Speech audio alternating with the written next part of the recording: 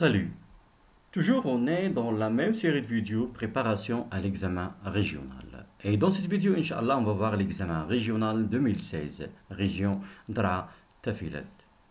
Et toujours avant de commencer, j'aimerais bien que vous preniez vos stylos et vos cahiers pour s'exercer avec moi. Commençons par le texte de base. C'était en effet ma deuxième année d'école et j'étais toujours dans le même cours.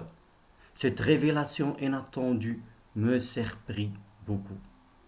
Apparemment, le maître avait parlé de moi à mon père, moi qui croyais passer inaperçu parmi la cinquantaine de camarades qui formaient la classe. Voilà qu'il se rendit compte de mon travail, qu'il me connaissait particulièrement, qu'il connaissait mon père. C'est donc qu'il connaissait tous ses élèves. Certainement, il aimait les bons et détestait les mauvais. Pourtant, il n'y avait aucun indice visible qui montrât qu'il nous différenciait. J'avais beau réfléchir, je ne trouvais pas. Tant pis, il fallait se rendre à l'évidence. Il avait dit à mon père que je suis un mauvais élève. Mon père pensait m'avoir fait de la peine par le temps sévère qu'il avait pris. Au fond, j'étais presque heureux de constater qu'il s'intéressait à ce que je faisais, qu'il était peigné de me voir parmi les traînards et qu'il partageait cette peine avec le maître. Cette petite réprimande me fit prendre mon rôle au sérieux. J'exagérais mon importance. En réalité, mon père était plus fâché de ma flânerie que de ma mauvaise place à l'école. Cette scène décida de mon avenir d'écolier. À partir de ce jour, je devins bon élève, presque sans effort. Mouloud Pharaon, le fils du pauvre, édition du Seuil, 1954. Alors j'espère mes chers que vous allez lire le texte et le relire avant de répondre aux questions. Alors tout d'abord, où se passe la scène? Alors vous avez remarqué, où se passe la scène? Oui, très bien. Alors vous avez remarqué, on est dans une école. La scène se passe dans une école. Alors, et qu'est-ce qui est arrivé? Il y a un événement qui est arrivé ici. Alors dans l'école, on a vu le maître, il y avait les élèves, mais oui, très bien, il y a la visite de père, ça veut dire le père qui a visité l'école. Pourquoi le père il a visité l'école, d'après vous? Oui, et d'après le texte. Oui, évidemment, c'est pour s'informer sur son enfant. Très bien. Alors maintenant, si vous avez bien lu le texte, passons aux questions.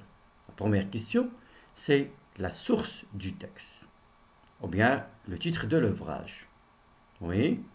Alors la source du texte, c'est le fils du pauvre. L'auteur du texte. Oui, très bien, l'auteur c'est Mouloud Pharaon. Et la maison de l'édition? Ah oui, la maison c'est l'édition du Seuil. Et la date de parution c'est 1954. Alors, passons maintenant aux autres questions. Et le type de texte, toujours, c'est un texte narratif, il y a les temps de récit. Voilà le type de texte. Maintenant, répondez par vrai ou faux.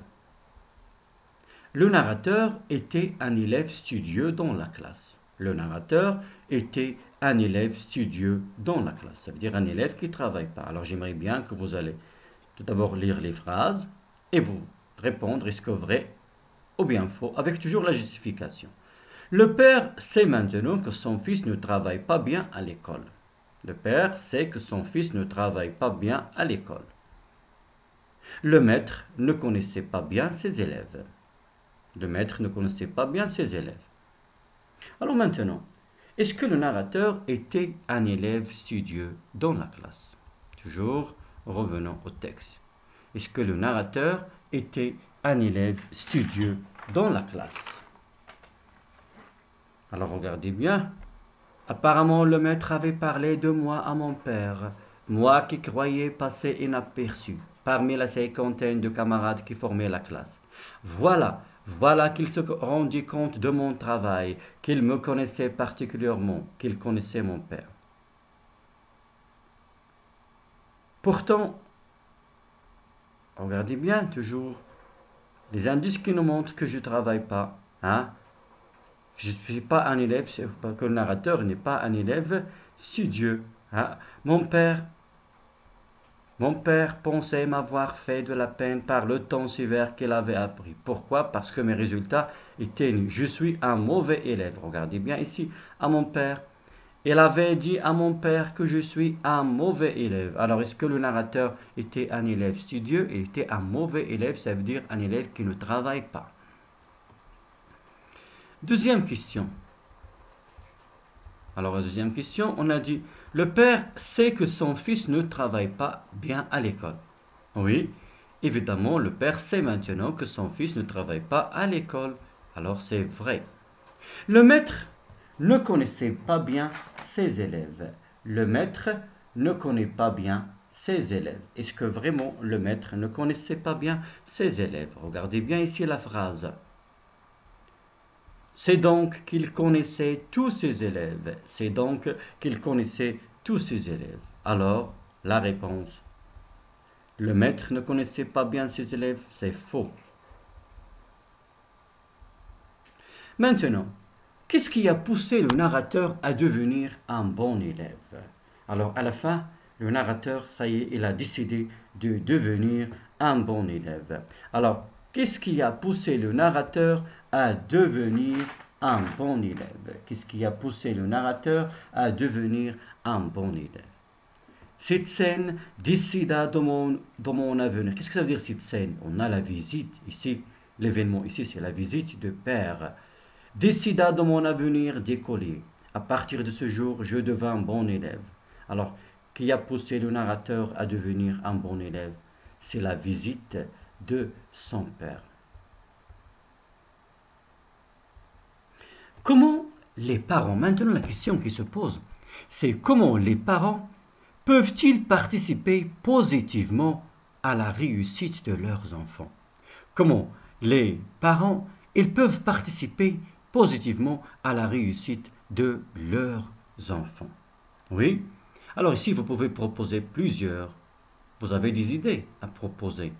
Vous êtes libre. Comment vos parents, ils peuvent participer d'une manière positive à votre réussite? Oui.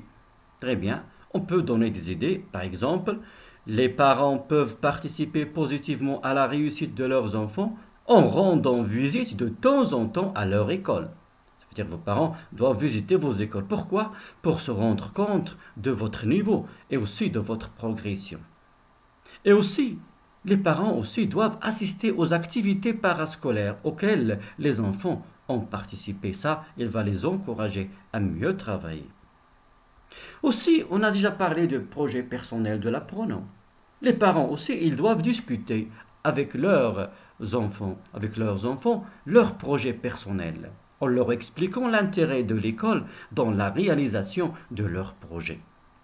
En discutant avec eux, alors, on peut dire, les parents peuvent participer positivement à la réussite de leurs enfants en discutant avec eux leurs projets personnels et en leur expliquant l'intérêt de l'école dans la réalisation de leurs projets.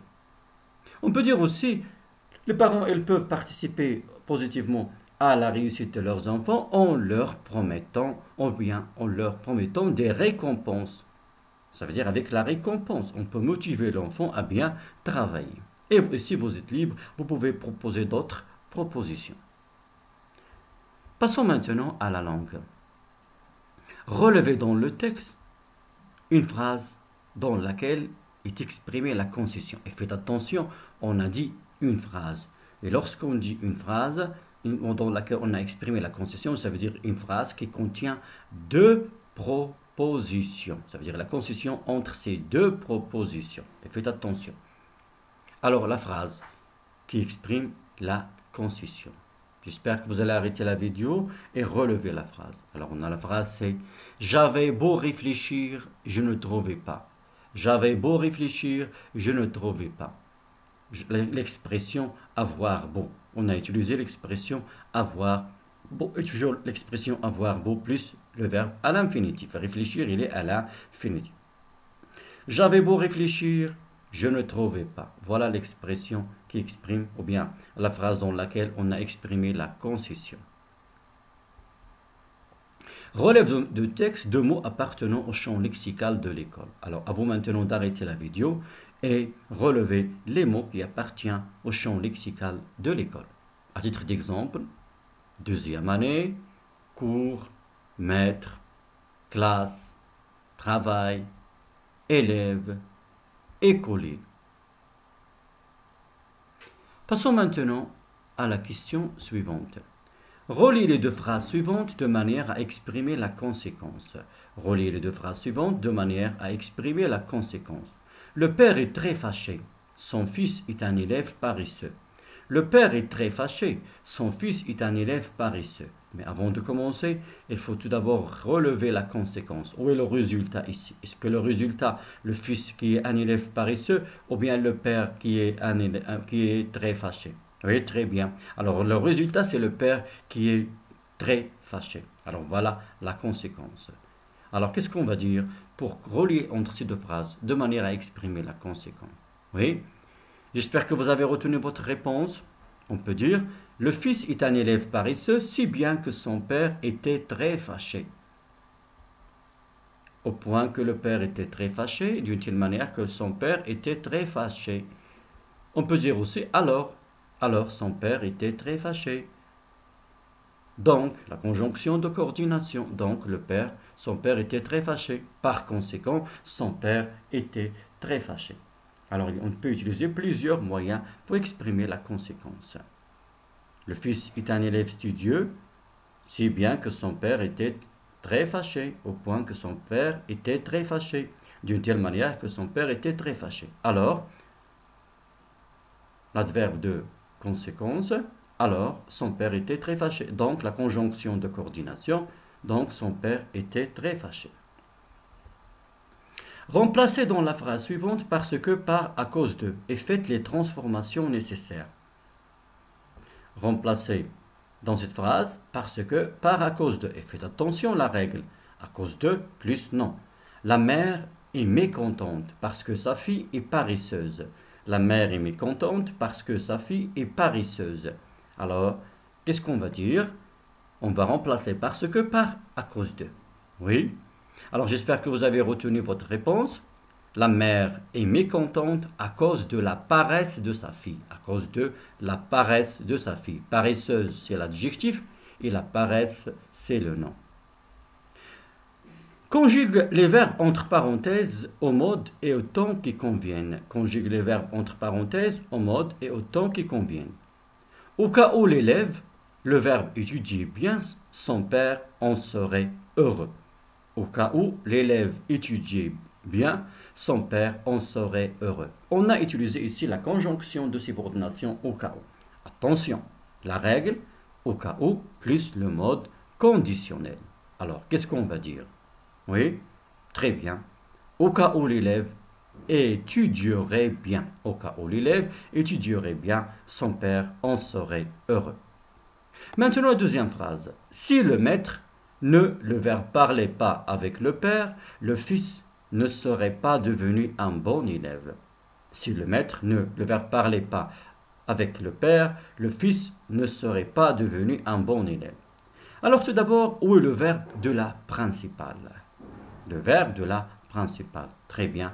Alors, le verbe de la principale, c'est devenu. Ne serait devenu, c'est le verbe devenir. À quel mode ou bien à quel temps? C'est le verbe devenir au conditionnel passé. Le verbe devenir au conditionnel passé. Donc, c'est être au conditionnel plus le participe passé du verbe. Alors, à quel temps on va conjuguer le verbe parler? Toujours, je vous rappelle la règle. Si plus... Oui, très bien. Alors, si plus que parfait, plus conditionnel passé.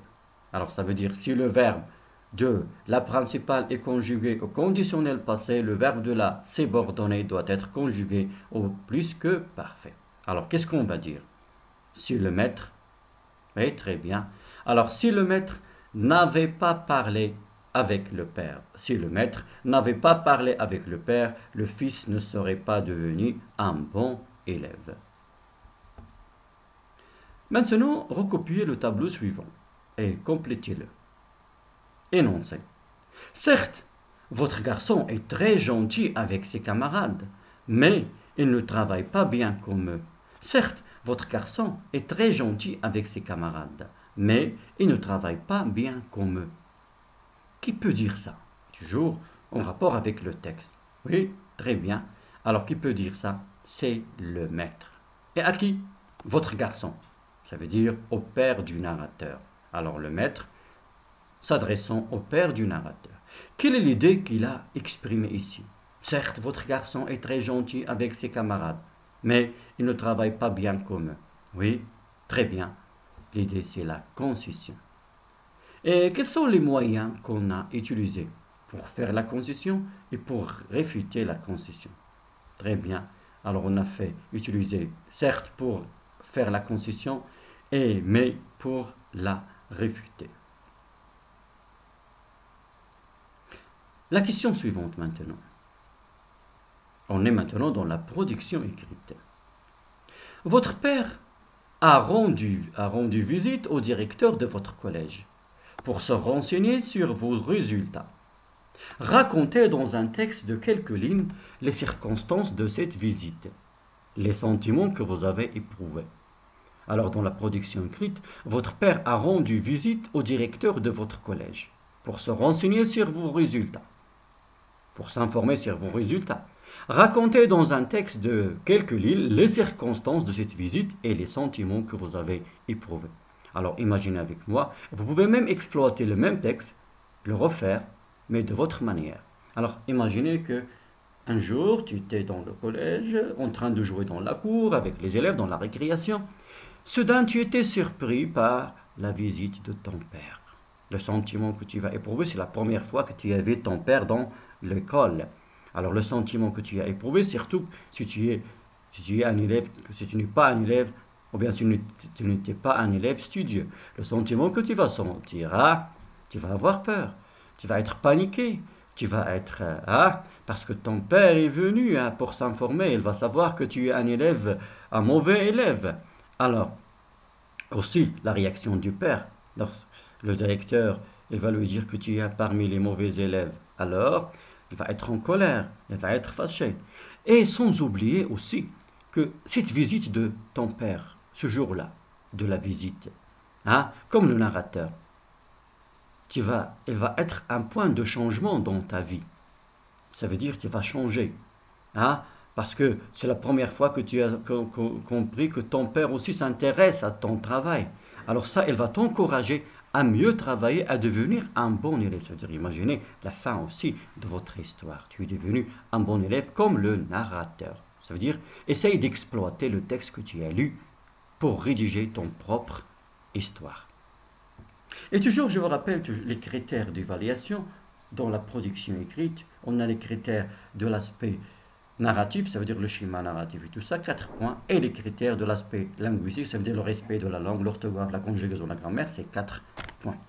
Alors j'espère mes chers que vous allez essayer de rédiger cette production écrite. En attendant les prochaines vidéos, à bientôt mes chers.